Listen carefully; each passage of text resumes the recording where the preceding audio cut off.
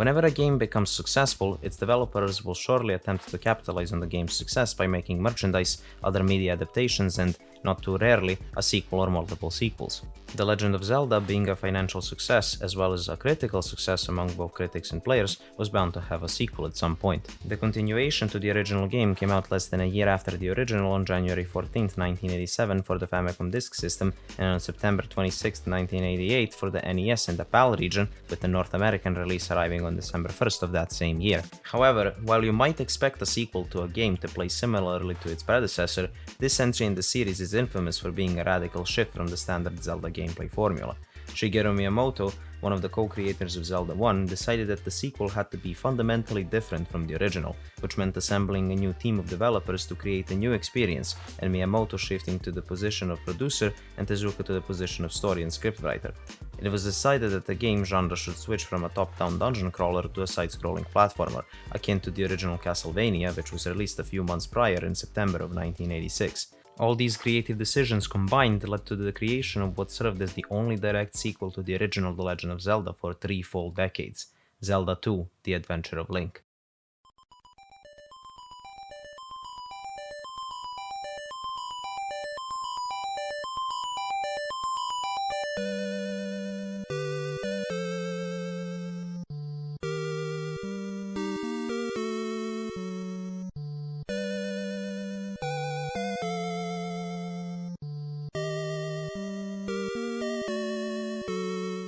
Just like Zelda 1, Zelda 2 also opens with a title screen followed by a scrolling text elaborating on the plot.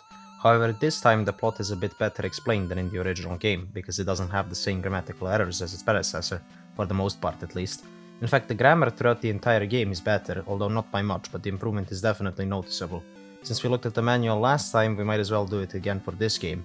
This time around the story is a bit more complicated, but not by much. Don't worry, it doesn't get that confusing yet.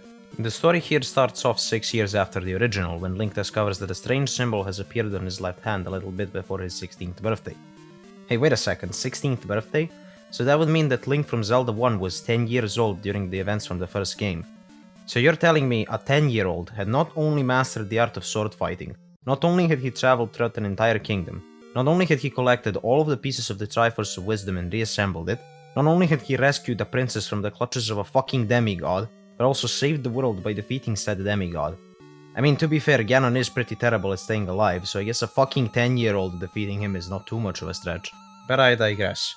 On his 16th birthday, a symbol appears on Link's left hand, which you will probably recognize as the 3 Triforces assembled together. Throughout the last 6 years since Ganon's defeat, Link stayed at the royal castle in order to help around, I suppose. Guess he had nothing better to do all that time. When the symbol appears on his left hand, Link seeks advice from Impa, a servant of the royal family of Hyrule. After seeing the symbol, she takes Link to a room in the castle that only the descendants of the Impa family tree who served the king know how to open. Link, however, is able to open the door by simply pushing it open, which reveals what was hidden inside, that being Princess Zelda. Although a different Princess Zelda from the one who appears in the first game, despite her appearance being the same as the art of Zelda from Zelda 1. Impa then decides that it is time for Link to know the truth and decides to tell him about the Legend of Zelda. Anyways, long ago, one of the kings of Hyrule used the power of the Triforce to maintain peace within the kingdom, and after he passed away, his son, the prince who goes unnamed, was supposed to inherit the power of the Triforce, but he couldn't inherit it fully due to a certain piece missing. This missing piece is actually the Triforce of Courage, which doesn't appear in the first game, but becomes very important in the later entries in the series, because it is strongly associated with Link. One day, a wizard told the prince that, before the king passed away, he told his daughter, Princess Zelda, the secret location of the third Triforce. Upon finding this out, the prince tries to get the information on how to obtain the Triforce of Courage from his sister, but she refuses to elaborate on it. The wizard then decides to threaten Zelda with putting a sleeping spell on her, but she still refuses to say anything regarding the Triforce, which prompts the wizard to go through with his threat, putting Zelda into an eternal coma. After doing this, the wizard immediately fucking dies, and in honor of the tragedy of his sister, the prince sets a rule which states that every female child in the royal family would from then on be named Zelda. After telling Link this legend, Impa then hands him 6 crystals and a scroll written in an unknown language. She says that he may be able to read it, and that it supposedly contains the secret to the third Triforce. Unsurprisingly, Link is able to read the scroll. The writer of the scroll, a powerful wizard, states that he left 2 of the Triforces, those 2 being Wisdom and Power, inside of Hyrule, but that he hid the third Triforce, that being Courage, inside of the Great Palace, a building protected by a powerful force field which can only be destroyed by placing 6 specific crystals inside of the 6 other palaces that reside in Hyrule, and which are populated by powerful enemies created by the wizard in order to protect the palaces. His reasoning for this is that the Triforce can be used maliciously if it falls into the wrong hands, so he attempted to find someone with a strong character and no evil in their heart in order for that person to become the protector of the Triforce. But since he couldn't find someone who fit that description in his lifetime, he created the palaces and cast a spell that would make the Triforce symbol appear on the hand of a person who fits that description, has a certain amount of experience, and has reached a certain age. All of the above applies to Link, and thus with the affirmation within the scroll that there is nothing to fear, as he is the hero destined to find the Triforce, Link sets out on his most dangerous quest yet. One last thing to mention regarding the story is how Ganon fits into it. He played a big part in the story of the last game, but Ganon doesn't actually appear in this game because, a 10-year-old killed him. Instead, if Link's blood is sprinkled onto Ganon's ashes, Ganon will come back to life, so the remaining lackeys that used to be his servants will attempt to hunt Link down in order to resurrect their evil master. That's pretty much it for the story. It's definitely more complex than in the original game, requiring multiple pages to explain this time around, as opposed to a single 2-page spread seen in the last manual, and it's also accompanied by these cute little images, which is really nice. The manual is full of these cute images, just like the last games, with lots of tips and tricks and bits of trivia, and it's once again about 50 pages long. Before getting into the game, you will briefly be shown how many lives you have currently. More on these a bit later. When you get into the game, you will immediately notice how much different this game feels compared to its predecessor in this first room alone. Ignoring the new side-scrolling perspective, you will notice the radical shift in art styles when compared to the last game, and even the game that came out right after this one. Link is much taller in this game than in the last one, most likely to emphasize on the fact that he's older now. All of the sprites in the game are technically higher quality, but the disparity in quality between some of them is still somewhat present.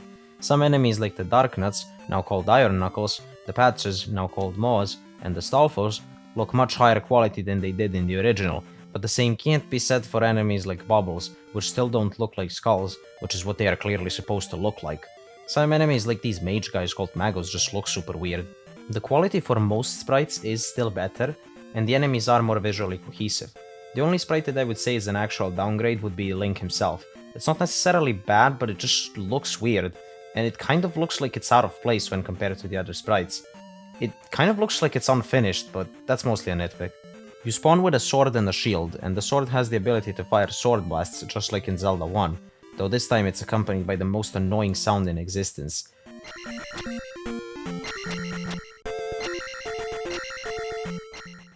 However, this ability is mostly useless, as while it can be used to deal with smaller enemies, it doesn't work on a lot of the larger enemies, which are what deals the most damage to you, and it especially doesn't work on bosses.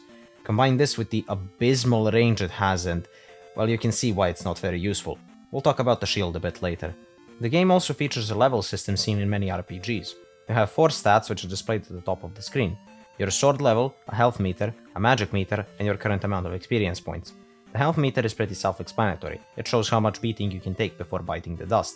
The magic meter, on the other hand, will allow you to cast spells and will drain a bit each time you do. The sword level is just that, the current level of your sword. And finally, the experience meter will track how much more experience you need in order to level up. You gain experience by killing enemies or collecting experience bags, which can be found throughout Hyrule and sometimes dropped by enemies. And upon leveling up, you can increase either your health, magic, or damage, up to a maximum of 8 levels.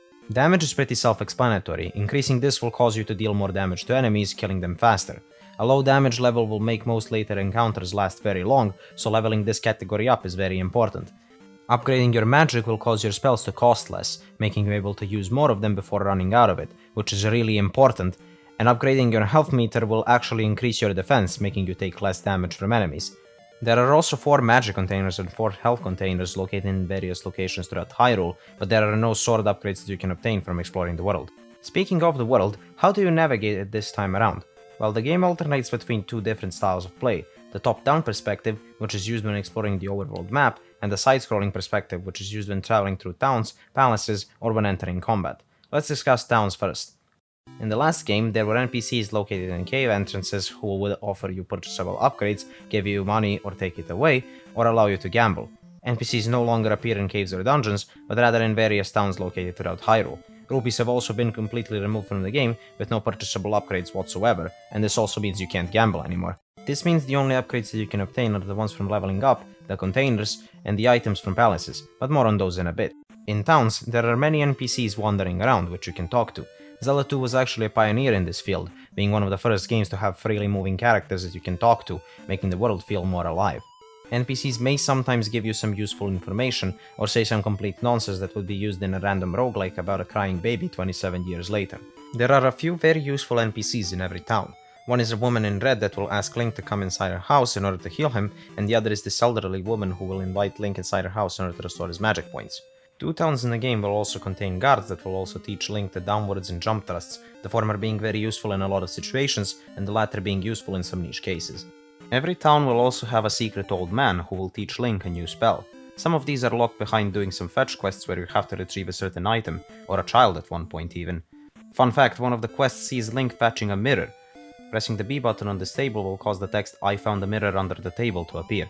For those of you who don't know, and the chances are if you're watching this video you probably already know this, but for the 2 people who clicked on this video and have never heard of Zelda before, Link is actually mute in every game he appears in, besides the occasional grunts he lets out. This is because the developers wanted the player to feel like the hero of the story, and to imagine themselves as Link, which is why he doesn't speak. I haven't played all of the Zelda games, I only played like 4 of them. This is the blind review series after all. The point is that I'm experiencing these games for the first time. But to my knowledge, this is the only time, in the mainline games at least, where Link lets out any kind of articulated sound. This has nothing to do with the rest of the video, but I just thought it was kinda funny. And this, dear reviewer, is why you should always check your sources before you make a video analysis on pretty much anything on the internet. It turns out that I was wrong here, and that Link does actually say some articulated sounds a few times in the series. For example, check out this voice clip from Wind Waker.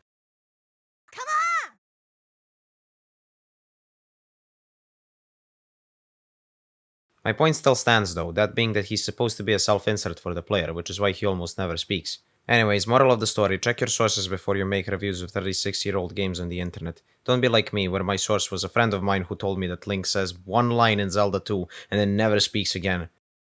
Who am I kidding, he only played Zelda 1 and Breath of the Wild, I should have seen this coming. Upon completing their request, talking to the specific character in each town and following them inside their home will allow you to speak to the town's old man, who will give you 1 of 8 spells, most of which are required in order for you to beat the game. In order they are: the shield spell, which makes you take less damage from all enemy attacks, the jump spell, which allows you to jump higher, the life spell, which restores 3 health containers worth of health, the fairy spell, which makes you turn into a fairy for the remainder of the screen and allows you to fly just like a fairy, the fire spell, which allows Link to shoot fireballs from his sword, the reflect spell, which reflects enemy projectiles back at them, the spell, which is used in one of the towns to obtain the magical key, which, just like in the last game, allows you to open all the gates without a key, and finally, the thunder spell. These spells, mostly the shield, jump, and life spells, will help you out greatly in the many combat encounters that you will find yourself in throughout the game. Speaking of combat, let's talk about it a bit. Whenever you are on the world map, there are multiple kinds of terrain that will prompt different monsters to appear and try to attack you. If you're walking on roads, no monsters will attack you, but in typical Pokemon fashion, the second you step into tall grass, something will jump at you to attack you. There are 3 different kinds of encounters that you can run into: a weak monster, a strong monster, or a fairy. Fairies first, which you can also find in some dungeons, and they function similarly to how they did in the last game. One of the things I failed to mention in the Zelda 1 review is how there are certain spots on the map that have a fairy pond, and if you approach the fairy pond you will be healed to full health. The same applies to these fairies. Touching one will restore all of your hit points. The other 2 types of encounters are the weak and strong encounters, represented by a slime and a skinwalker respectively. Depending on the terrain where you initiate fights, you will encounter different monsters, but the difference between a weak and a strong attack is always either in the number of enemies or their strength. Most enemies have different color variations, and depending on the color, they will be either stronger or weaker, with most orange enemies being the weakest, followed by red enemies, followed by blue enemies, which are the strongest. Depending on the enemy, different color variations may have different movesets, like for example, orange Dairas will run at you while swinging their impossible to dodge axes around, while the red Dairas will throw their impossible to dodge axes at you, making them even more impossible to dodge. Jokes aside, some of these attacks really can be very difficult to dodge due to how fast the attack animations are, or how quickly the enemy projectiles travel. Now you might be saying, well, just use your shield to block their attacks, but the problem is that the shield in this game got a considerable nerf when compared to Zelda 1. In Zelda 1, the basic shield could block a lot of projectiles, but couldn't block things such as Zora and Wizrobe blasts. These enemies are annoying to deal with because of this, but thanks to the shield upgrade which you can purchase at any time at various shops throughout the game, this wasn't a big deal, as with the magical shield pretty much the only things you couldn't block were the boss projectiles. In Zelda 2, the shield just can't block as many things as it could in Zelda 1. While it can block lots of projectiles from smaller overworld enemies, for example Bagos, these flying fish enemies, or Octoroks, these octopus-looking things, it can block things that actually deal a lot of damage to you, like Dire Axes or Doomknocker maces. Difficulty is a very big problem throughout the entire game. A lot of enemies have attacks that are very difficult to dodge, like the aforementioned Diras, and are also very hard to hit, like the aforementioned Dire Knuckles, unless you cheese them in certain ways, and even then you might get hit by them. Now I have nothing against difficulty in video games, and that's evident when looking at the types of games I play. I really like platformers and roguelikes, but I'm not really a big fan of turn-based RPGs and visual novels. Now that's not to say I don't like these genres. Some of my favorite games of all time are turn-based RPGs and visual novels, but it's just that usually I don't really enjoy them as much as platformers or roguelikes. I personally like it when a game challenges me. I don't want it to make me execute pixel-perfect combos or otherwise I just die, but I also don't want it to be a snooze fest where I just press the same button over and over again and win the game. I welcome challenge wholeheartedly as it makes me more engaged in the experience and therefore makes me enjoy it more. However, Zelda 2 just isn't difficult in the quote-unquote right way. Of course, difficulty is subjective. I mean, I did mention that platformers are difficult before, but that only applies to me. Maybe some guy out there can beat Elden Ring's Millennia with only the ringed finger, but for the life of him cannot get past Brock and Pokemon Infinite Fusion. But here, I'll explain it with an example. Let's use the Iron Knuckles as a case study, because these are some of the most common enemies that you will encounter in the game. Iron Knuckles, just like in the last game, have a shield which blocks all incoming attacks from the front.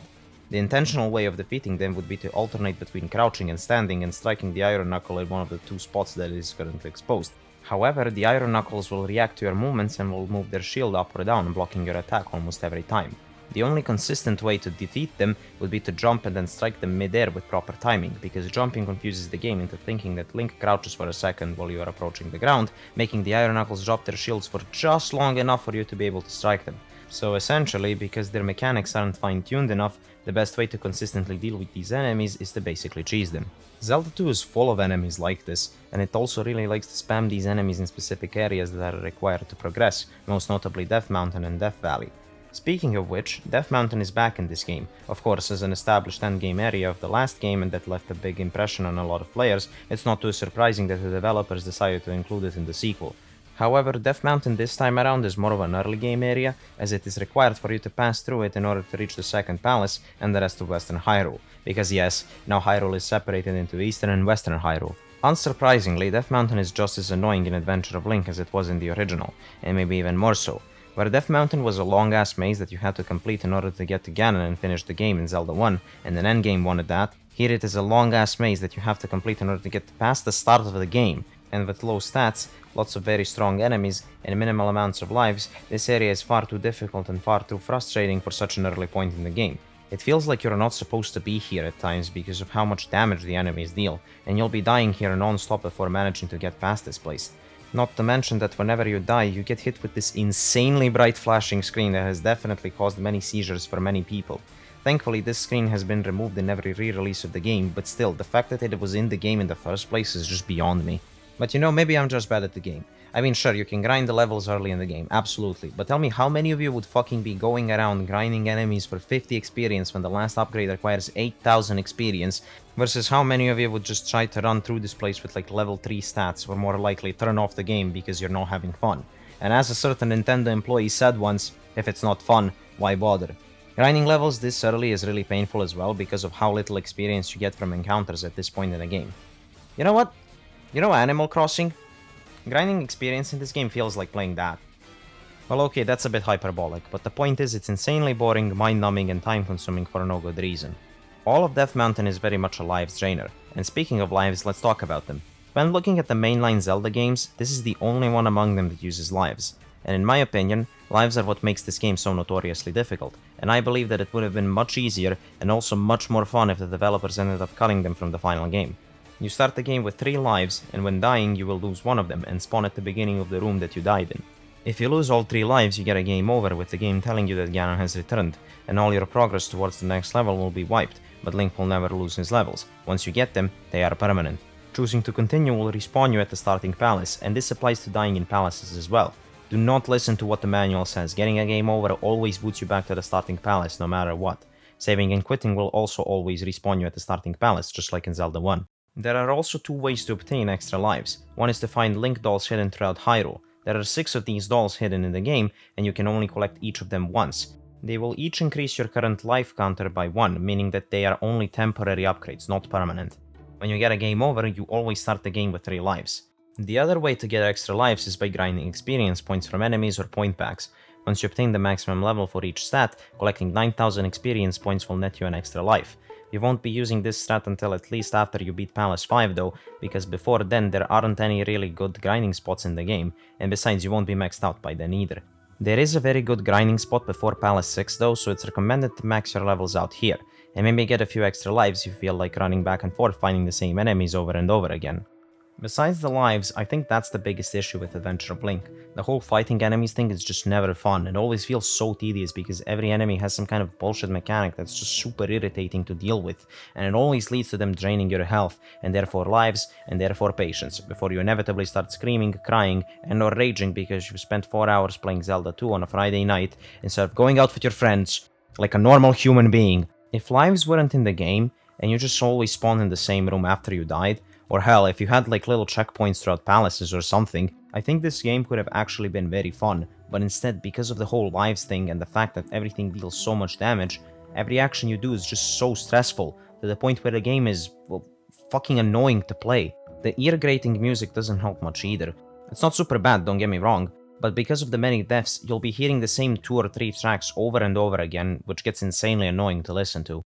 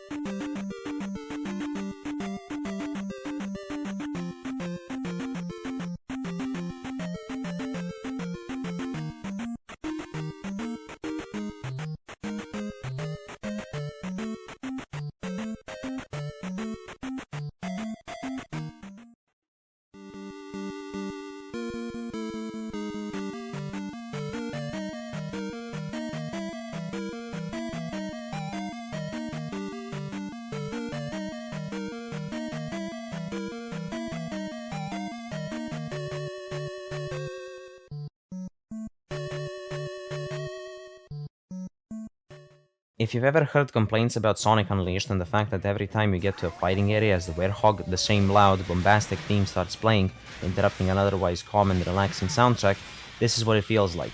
Though without the calm and relaxing bit, all music in this game is the same as the Overworld and Palace themes, it's just that you'll be hearing those two the most. Point is, the music in this game isn't that great, and since you'll be dying a lot, you'll have to hear the same few tracks over and over again, which adds up to a not so great experience. Music is a really important aspect in games, and in my opinion, maybe even the most important. Your game can be the most boring walking simulator you can think of, but have excellent music with a good art direction and a good story, and your players will enjoy it. Look at Life is Strange, for example. This game sees you literally walking around from point A to point B while maybe talking to people and interacting with objects while you do it, and yet the music was so good that my dad, who doesn't have time to play games because of how much he works, managed to find the time to play this game to the end, and the thing he liked the most about it was the music.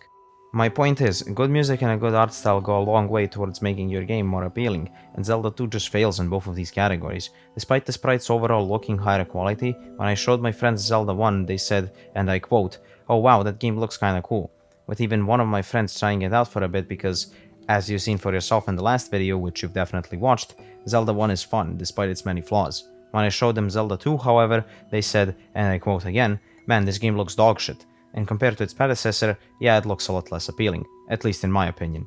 I know I've talked about pretty much everything in this game besides the palaces, which, you know, they're the main chunk of the game, but that's because they really don't differ much from the rest of the game. It's not like they're more or less annoying than the overworld encounters or Death Mountain, at least not at first. Once you get to Palace 5 or 6, these just turn into complete mazes, and that combined with no map whatsoever leads to amazingly high amounts of frustration. Why there's no map is beyond me, as they could have easily just implemented some kind of map on the pause screen if they tried at all, or by pressing the select button or something. It feels so odd, especially after the first game, which had a minimap for every single one of its levels. On top of this, besides the Great Palace, every palace, as well as Death Mountain, and also the hidden town of Kasuto, will have an item that you can obtain, which is required to progress through the game. These items are the candle, which lights up any dark areas such as caves, the handy glove, which allows Link to punch destructible blocks inside palaces, the hammer, which allows you to smash boulders on the map, opening shortcuts and the entrance to the water town of Saria, as well as later on allowing you to smash trees and find the entrance to the hidden town of Kasuto, the raft, which allows you to travel from western to eastern Hyrule, and vice versa, though you'll never be doing that, the boots, which will allow you to walk on water, but only on some certain bodies of water which you are programmed to be able to walk on.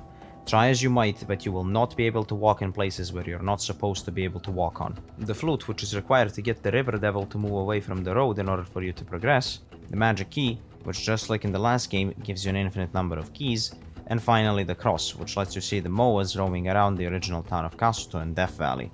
Since this game is a side-scrolling platformer, the B button is used for the sword while the A button is used for jumping, meaning that there are no buttons left on the controller to use any items, so all the items that aren't used on the map are passive, while the hammer requires you to press the A button and the flute requires you to press the B button on the world map in order to use. Or maybe it's the other way around, I don't remember. The last section to talk about before getting to the finale would be the bosses. I didn't mention them in the last video because for one, the video was getting kind of long and I didn't want my first video to be super long, so I had to cut some stuff out of it. And two, the bosses in the original game are all very similar to each other, and they feel more like larger enemies with more health rather than epic encounters that they are supposed to be. But since we're here, I guess we could briefly mention them in order to compare them to Adventure of Link. In Zelda 1, you fight the same dragon boss like 4 times, just with an extra head each time.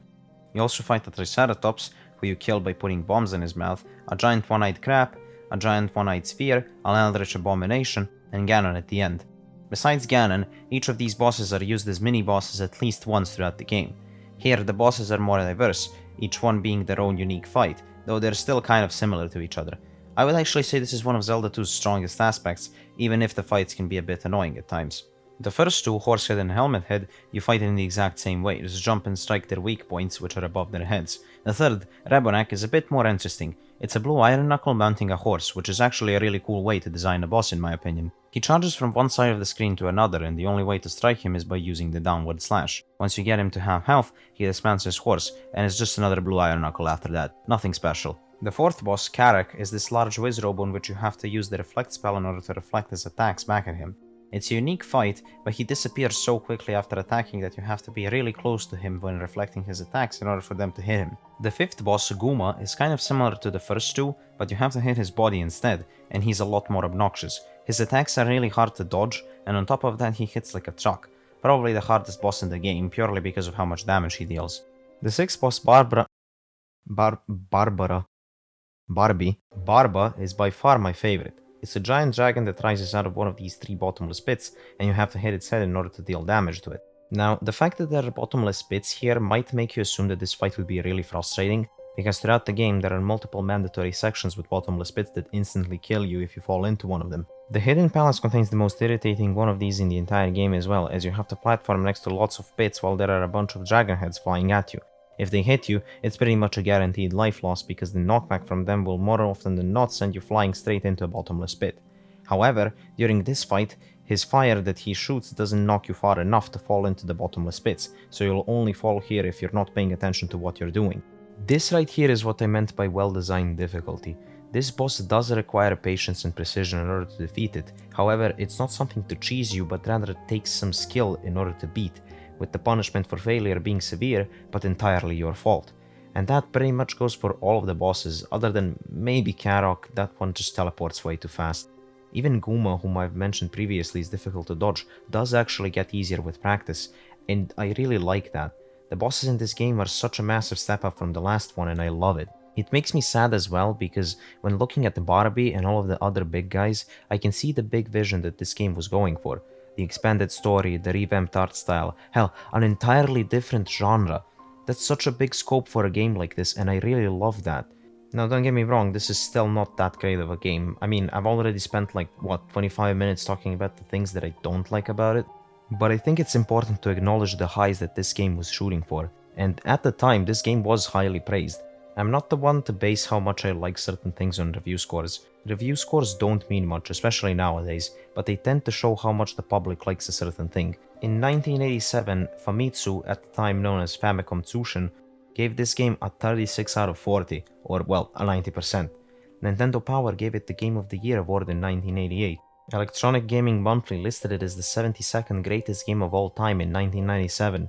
Nintendo Power rated it as the 110th game on its top 200 games list. Like, people really thought highly of this game when it first released, but over time the game began to age and get a lower and lower score with every re-release, culminating with the Game Boy Advance re-release getting a 73 on Metacritic. To this day, along with Triforce Heroes, this is the lowest rated Zelda game on all of Metacritic. And I mean, I haven't played Triforce Heroes, but Wikipedia says that it features a mechanic where all of the players in a game share the same health bar, which, you know, I can't really imagine that being super fun. And for the record, Zelda 2's score getting worse and worse over time isn't something that's inherently unique to the game itself, that's just something that happens with games in general. You can even see it in this very franchise. For example, Twilight Princess HD for the Wii U has an 86, while the original Wii and GameCube versions have a 95 and a 96 respectively. And there's a good reason why this happens. When a game is ported or re-released years later, as the hype dies down, people tend to judge a game more objectively, especially if they've played it a few times already. Not to mention that ports generally tend to introduce new problems, such as bugs and glitches that the older versions didn't have. When it comes to Zelda 2 specifically, even though it was last re-released on the GBA alongside Zelda 1, Zelda 1 still has an 84, which is 11 points higher. There's just lots of really small things that bring this game down, like, it really is a death by 1,000 paper cuts kind of situation. The fact that you slide a little bit before you stop moving, the fact that the shield doesn't block half the things in the game, the fact that you can't just walk on rivers, even if you have the water walking boots, the fact that some stronger encounters make you less experienced than the weaker ones, like, there's just so much little stuff that just makes this game not fun, and it's such a shame because I really wanted to like Zelda 2, but there are just so many issues with the game that it makes it a chore to play. Oh, and also the bottomless pits. So many goddamn bottomless pits. And with that, we've reached the final section of the game, Death Valley and the Great Palace. Once you clear out the hidden palace, meaning you've placed all 6 crystals at the end of each palace, you'll be able to access the final palace, which was previously blocked by this barrier. But before you get there, you need to tread through the Death Valley. This place is similar to Death Mountain, shocker I know. It contains a lot of bottomless pits and annoying enemies, and because of that, the best thing to do here is to just use Fairy and tank the damage from enemies you can't avoid, trying to get to the end of the room. If you fail and die, your magic will at least be refilled, and you can use the strategy again until you run out of magic again. For this reason, Death Valley is a lot easier and less obnoxious than Death Mountain, but choosing it this way still feels kind of cheap, and is pretty annoying. I just wish the game was a little bit more lenient here, as getting a game over here means having to go through the whole thing again. There's also this part that's required for you to pass anytime you cross the bridge past the River Devil. 3 of these sections where Resolvos will auto-aim throw bricks at you back to back will be waiting for you every time you want to cross to this section of Eastern Hyrule, and you're gonna have to do this a few times at least. And I mean, look at this, enemies in a game from 1987 are predicting where I'm gonna move. I'm not even mad that that's the case, I'm just surprised that they managed to program this at all in 1987. Once you get past Death Valley, you enter the final dungeon, the Great Palace. This one is basically just a hidden palace, but with less crack flowing through its bloodstream. Don't get me wrong, it's still pretty annoying, with the strongest and by far the hardest enemies to deal with in the entire game. The layout is just as confusing as the last palace, but where I avoided using a guide in the last palace, and in turn spent like an hour running back and forth trying to figure out where the item and boss are located, here I just used the map without even thinking twice about it, because at this point I was so tired of Zelda 2, I was playing it for like 4 hours and I just wanted it to end. This palace also contains an invisible hole in the floor around where these blocks are located in this corridor, and you're supposed to go here in order to reach the boss. How anyone is supposed to find this is beyond me, but at this point I'm not even surprised. To be fair, there probably is an NPC that clues you in on the fact that you're supposed to do this. In the last video I complained about how it's basically impossible to find Death Mountain without a guide, but someone in the comments mentioned that there is an NPC that gives you a hint on how to find it. There's probably something similar to that in this game as well, since some NPCs in the towns give you hints on how to beat palaces. Now then, we've reached the final room, which contains the final boss, Thunderbird. Before you're even able to damage this guy, you need to use the Thunder spell on him. So let's just do that.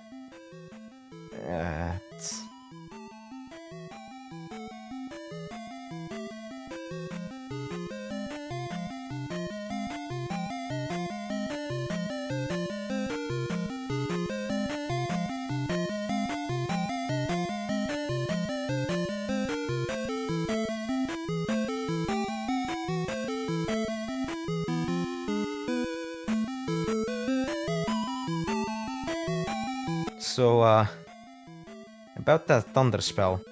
It's located in the 8th and final town, the original Kasuto, the now abandoned town in ruins. The locals from this town have fled to the hidden town of Kasuto, located in a forest in a corner of eastern Hyrule. However, one local remained behind when all the others fled, that one local being the old man who gives you the Thunder Spell. The Thunder Spell is insanely strong. It deals damage to all enemies on the screen, but it's insanely expensive, requiring 64 magic points to use, the highest of any spell in the game. Because of this, there isn't much reason to ever use it, since using the shield spell and the life spell is not only more cost effective, since you don't have to use the life spell so frequently, but if you're really having trouble with enemies at this point, you can just walk past them, tanking the damage. This spell is still required in order to beat the game though, since Thunderbird will be invulnerable to all your attacks until you use the Thunder Spell. However, when I was recording gameplay for this video, I got all the way to the end of the game without acquiring it because I forgot to do so. I got to the very last room of the game, and I can't beat it because I forgot to grab this stupid spell. And I already used up all of the Link dolls from the overworld, meaning I wouldn't be able to obtain any extra lives by collecting them. And at this point I was so incredibly tired from looking at the computer screen for like 4 hours, so I closed the game and went to sleep. The next morning I remembered that you can farm lives by leveling up, so I took an extra hour and a half, I think, to get the Thunder Spell, and a few extra lives in order to be able to beat this one. Okay, for real this time, we are prepared to face the final boss, Thunderbird. Once we use the Thunder Spell on him, we are able to damage him. This fight is pretty simple, but in the spirit of the game, is still pretty annoying. Thunderbird can only be hit by striking its face with your sword. To do this, you need to use the Jump Spell. Using the Thunder, Shield and Jump Spell means that you won't have enough magic points to use the Life Spell even once, so defeating this guy quickly is crucial, as getting a game over here means losing an hour or two of progress. He throws these fireballs at you which deal a decent amount of damage, and it can be really difficult to dodge at times, but if you enter this arena right after losing a life, you will have enough health to beat the boss in time before it can kill you. Finally, with Thunderbird defeated, we can grab the Triforce of Courage and finish the game. Except, the game has one last challenge for us before we obtain the Triforce. The fight with Shadow Link. I mean, technically he's called Link's Shadow, but at this point who gives a shit. This boss is weird, because depending on how you approach the fight, this can be either the easiest or the hardest boss in the entire game. Shadow Link will mirror all of your attacks, making him impossible to hit, but he will somehow always manage to get in a hit on you. So how do you beat him? Well, just like with most things in this game, you beat him by cheesing him.